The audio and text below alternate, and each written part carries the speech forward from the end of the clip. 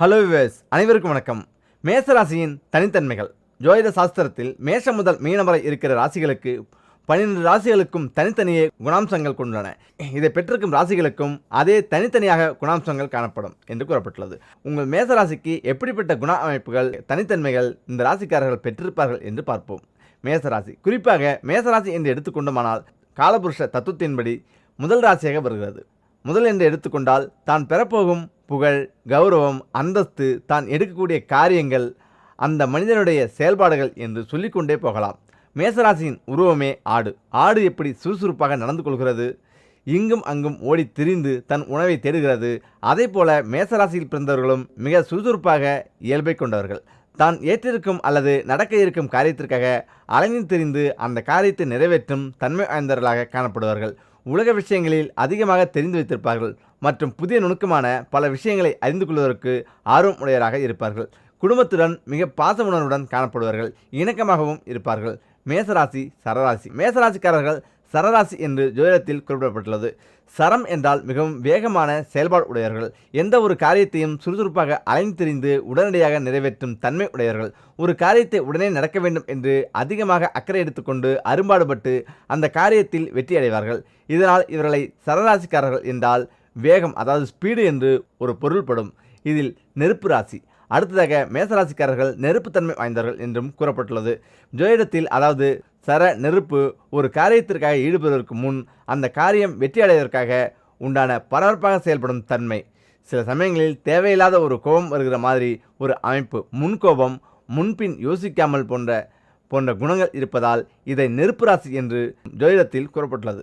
இதில் அறம். அடுத்ததாக மேசராசிக்காரர்களை அறம் என்னும் பண்பும் இவர்களிடம் காணப்படுகிறது. இது என்ன வினை? இது மிகவும் நேர்மையானவர்களாக காணப்படுவார்கள். எந்த செயல்களை செய்தாலும் அதில் ஒழுக்கம், கட்டுப்பாடு உடையவர்களாக இருப்பார்கள். மற்றவர்களுக்கு துன்பம் என்று வந்தால் இவர்கள் ஓடோடி சென்று உதவி செய்யும் மனப்பக்குவம் உடையவர்களாகவும் இருப்பார்கள். அதே சமயம் போர்க்குணம் இவர்களுக்கு காணப்படும். இதில் கிழக்கு திசை. மேசராசிக்காரர்களை குறிக்கும் திசையானது கிழக்கு திசையை குறிக்கிறது. பெரும்பாலும் மேசராசிக்காரர்கள் கிழக்கு வாசல்படி வீட்டில் வசிப்பவர்களாக காணப்படுவார்கள். இவர்களுக்கு கிழக்கு திசை மிக நன்மையான திசையாக ஜோதிடத்தில் கூறப்பட்டுள்ளது. இதில் சத்திரிய குணம். மேசராசிக்காரர்களே சத்திரிய குணம் கொண்டவர்கள் என்றும் ஜோதிடத்தில் கூறப்பட்டுள்ளது. இவர் வீரகுணம் மிக்கவராகவும் பராக்கிரமம், எடுத்த காரியத்தில் வெற்றியடையாமல் விடாமுயற்சி, போர்க்குணம் போன்றவை மிகுந்து காணப்படும். தொழில். இவர்கள் உலகம் சம்பந்தப்பட்ட தொழில், செங்கல் சூளை, வீடு கட்டுதல், நிலம், பூமி சம்பந்தப்பட்டது, எஸ்டேட், கட்டுமானத்துறை, மருத்துவத்துறை, தீயணைப்புத்துறை, தபால் தந்தி, அது சம்பந்தமான தொழில்கள், இராணுவம், காவல்துறை, விவசாயம் போன்ற துறைகளில் மிக உன்னதமான முன்னேற்றத்தை காண்பார்கள். இவர்கள் வேலை மற்றும் தொழிலில் மக்களுக்காக உழைப்பதால் அரசாங்கம் மற்றும் பொது நிகழ்ச்சிகளில் கௌரவிக்கப்படுவார்கள். சின்ன ஆசைகளை இவர்கள் விரும்ப மாட்டார்கள். இவர்கள் கனவே பெரிதாக இருக்கும். பொதுநல ஈடுபாடு. வாக்கு தவறாதவர்களாக காணப்படுவார்கள். இருந்தாலும் இவர்களுக்கு முரட்டு குணம், கோபம், கம்பீரமான தோற்றமும் காணப்படுவார்கள். தெய்வீக வழிபாடு, தெய்வீக சிந்தனைகள், ஆன்மீகம் சார்ந்த விஷயங்களில் இணக்கமாக காணப்படுவார்கள். நல்ல ஒரு மேன்மை, மெலிவான இளைத்த சரீரத்துடன் நீண்ட கழுத்து, கை கால்கள் உடையவராக இருப்பார்கள். ஆனால் வயதாக உடல் பருத்து பலமாக வந்து திரிவார்கள். நீண்ட ஆயுள் தேகத்துடன் பலத்துடன் காணப்படுவார்கள். மேசராசி என்று சொன்னாலே மேடமான ராசி என்று பொருள்படும். இந்த ராசியில் பிறந்தவர்கள் மேன்மையான அந்தஸ்துடன் கீர்த்தி, புகழ், செல்வாக்கு இவைகளை பெற்றிருப்பார்கள் என்று பொதுவாக ஜோதிடத்தில் கூறப்பட்டுள்ளது. மேசராசிக்காரர்கள் அஸ்வினி, பரணி, கிருத்திகை, 1ஆம் பாதம் நட்சத்திரங்கள் உடையவர்களாக இருப்பார்கள். இப்படிப்பட்ட அமைப்பை பெற்ற மேசராசிக்காரர்கள் தன்னுடைய முன்கோபத்தையும் பிடிவாதத்தையும் சற்று தளர்த்தி கொண்டால் இவர்கள் பொது வாழ்வில் உன்னதமான பலன்களை பெறுவார்கள் என்பதில் எந்தவித ஐயமும் இல்லை. வருவாயில் முதல் செலவாக இதை மட்டும் வாங்கினால் பண கஷ்டமே வராது. தெரியுமா? சம்பளம் வாங்கியதும் இனி இதை வாங்க மறுக்காதீர்கள். ஆம், ஒருவருடைய சுய உழைப்பில் ஈட்டக்கூடிய வருமானத்தில் இருந்து முதல் செலவாக செய்யும் செலவானது பன்மடங்கு வரவை உயர்த்தக்கூடிய சூட்சுமங்கள் நிறைந்துள்ள ஒரு விஷயமாகும். கையை நீட்டி சம்பளம் வாங்குபவர்களாக இருந்தாலும் சம்பளம் கொடுப்பவராக இருந்தாலும் உங்களுடைய வருமானத்திலிருந்து மாதம் மாதம் முதல் செலவாக நீங்கள் இதை செய்தால் பண கஷ்டம் என்பதே இருக்காதாம். அப்படி என்ன செய்ய வேண்டும் என்பதை தான் இந்த பதிவில் பார்க்க போகிறோம். ஒருவருடைய வருமானத்தில் இருந்து முக்கிய செலவாக நாம் செய்ய வேண்டியது பல விஷயங்கள் இருந்தாலும் முதல் செலவாக நாம் செய்யும் விஷயமே அம்மாதம் முழுவதும் நமக்கு பண கஷ்டம் இல்லாமல் வைத்திருக்கும் சூட்சம வழியாகும். இந்த பிரபஞ்சம் வேண்டும் என்று கேட்பவர்களுக்கு மட்டுமே கொடுத்து கொண்டே இருக்கும். நீங்கள் பண விஷயத்தில் மட்டும் வேண்டும் வேண்டும் என்று பேராசை கொள்ள வேண்டும். ஆம், இருப்பதே போதும் என்று மற்ற எல்லா விஷயத்திலும் நினைக்க வேண்டாம். ஆனால் பணத்தை ஈட்டுவதில், அதுவும் சுயமாக ஈட்டுவதில் இருப்பதே போதும் என்று நினைக்காமல், உடலில் தெம்பு இருக்கும் பொழுது மேலும் மேலும் பணத்தை ஈட்ட வேண்டும் என்று ஆசை கொண்டால் அந்த மகாலட்சுமியை உங்களுக்கு வருவாய் கொடுக்கக்கூடிய அத்தனை வழிகளையும் காட்டுவாளாம். பணக்காரர்கள் மேலும் மேலும் பணக்காரர்களாகவும், ஏழைகள் மேலும் மேலும் ஏழைகளாகவும் இருப்பதற்கு இதுவே காரணமாக இருக்கிறது. பணம் இருப்பவர்கள் அதை மேலும் மேலும் எப்படி பெருக்கலாம் என்பதை ஆவலோடும் ஆசையோடும் அதன் மீது காதல் கொண்டு செயல்படுத்துகிறார்கள். விடாமுயற்சி செய்கிறார்கள். பல வழிகளை தேர்ந்தெடுக்கிறார்கள். முக்கியமாக இதை செய்தால் தோல்வி வருமா, நஷ்டம் வருமா என்றெல்லாம் யோசிப்பதில்லை. துணிந்து அவர்கள் எடுக்கும் முடிவு அவர்களுக்கு மேலும் மேலும் பணத்தை கொடுக்கிறது. ஆனால் ஏழைகள் இருக்கும் பணத்தையும் தொலைத்துவிட்டு நிற்பதா என்று தயங்கி பணத்தை விட்டு தூரமாக செல்கின்றனர். மகாலட்சுமியை விட்டு நீங்கள் தூரமாக செல்ல செல்ல அவர்களின் மீது நீங்கள் விருப்பம் கொள்ளாமல் தள்ளி நிற்கும் பொழுது உங்களிடம் அது சேர்வதில் தயக்கம் காட்டுகிறது. எனவே பணத்தின் மீது ஆசை கொள்ளுங்கள். குறுக்கு வழிகளை தேர்ந்தெடுக்காமல் நீங்கள் உங்களுடைய சுய உழைப்பின் மீது நம்பிக்கை கொண்டு பணத்தை ஈட்டுவதில் உடலில் வலு இருக்கும் பொழுதே ஆர்வத்தை காட்டினால் எதிர்காலம் உங்களுக்கு சிறப்பாக இருக்கும். உங்களுடைய சந்ததிகள் அதனை முழுமையாக அனுபவிப்பார்கள். நீங்கள் முதல் சம்பளம் வாங்கியவுடன் அல்லது நீங்கள் உங்களுடைய வருவாயை முதல் செலவாக அம்மாதம் செய்யும் பொழுது உங்களுடைய கைகளாலேயே கடைக்கு சென்று கல்லுப்பு பாக்கெட் ஒன்றை வாங்குங்கள். அது மகாலட்சுமியின் இருப்பிடமாக இருக்கிறது. அது மட்டுமல்லாமல் அதனுடன் மல்லிகைப்பூவையும் உங்களால் முடிந்த மட்டும் வாங்கி வந்து வீட்டில் இருப்பவர்களுக்கும் சுவாமி படத்திற்கும் போட்டு விடுங்கள். வண்டி வாகனம் வைத்திருப்பவர்கள் அதற்கு கொஞ்சம் மல்லிகைப்பூவை வையுங்கள்.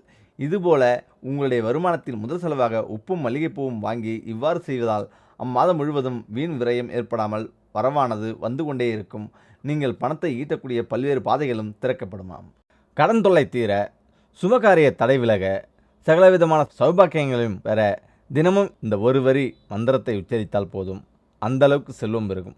வாழ்க்கையில் வரக்கூடிய அத்தனை பிரச்சனைகளுக்கும் தீர்வு காண சாஸ்திர ரீதியாக நமக்கு நிறைய குறிப்புகள் கொடுக்கப்பட்டுள்ளது. அதையெல்லாம் நம்பிக்கையோடு பின்பற்றி வருபவர்களுக்கு நிச்சயமாக கைமேல் பலன் கிடைக்கும். இருப்பினும் இப்படி சாஸ்திர ரீதியான பரிகாரங்களை பின்பற்றும் போது இதனுடன் ஒரு சில நல்ல காரியங்களையும் நீங்கள் செய்து வர வேண்டும். அப்போதுதான் பரிகாரத்தின் மூலமும் பலனை சீக்கிரமாக பெறலாம். உதாரணத்திற்கு, உங்களுடைய வீட்டில் திருமண வயதில் ஒரு பெண் அல்லது ஆண் இருக்கிறார்கள். அவர்களுக்கு திருமணத்தை நடத்தி வைப்பதற்கு தேவையான பணம் காசு உங்களிடம் உள்ளது, நகை உள்ளது. ஆனால் திருமண யோகம் மட்டும் வரவில்லை என்னும் பட்சத்தில் திருமணத்திற்காக காத்து கொண்டிருக்கும் ஒரு தம்பதிக்கு நீங்கள் உதவி செய்து, அதாவது பண உதவி செய்தோ அல்லது வேறு ஏதாவது ஒரு வகையில் உதவி செய்தோ திருமணத்தை நடத்தி தர வேண்டும். இப்படி செய்தால் உங்கள் வாழ்க்கையில் இருக்கக்கூடிய திருமண தடை விலகும் என்பது குறிப்பிடத்தக்கது. இந்த சூழ்நிலையில் கடன் வாங்குவது பெரிய தவறாக சொல்லப்படவில்லை. கடன் வாங்காமல் வாழ்க்கையை நடத்த முடியாது என்ற சூழ்நிலை இருக்கிறது. ஆக உங்களுடைய தகுதிக்கு ஏற்றவாறு கடனை வாங்கி வாழ்க்கையை நடத்தி கொள்ளலாம்.